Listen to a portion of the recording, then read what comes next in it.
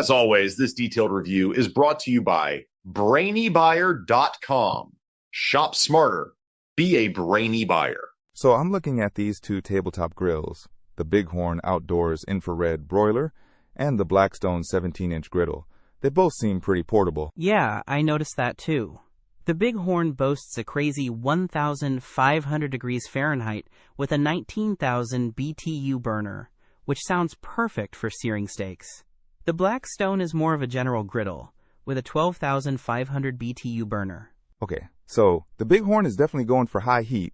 Dimensions-wise, the Bighorn is a bit bigger, 16 inches deep, 21.5 wide, and 15.4 high, while the Blackstone is a little smaller at 17.32 deep, 21.71 wide, and 8.62 high.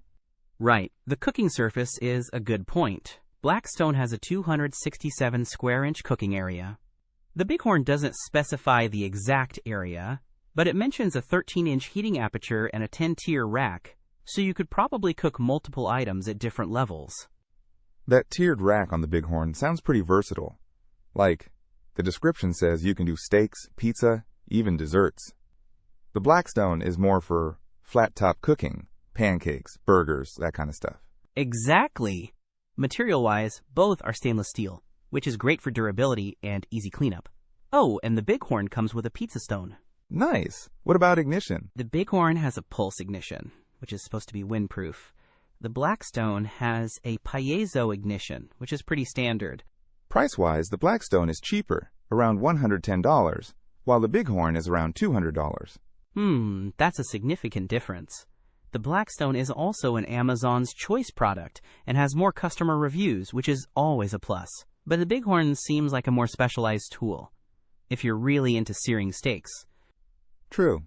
And the Bighorn's description says it heats up to 1,500 degrees Fahrenheit in just 5 minutes. That's pretty impressive.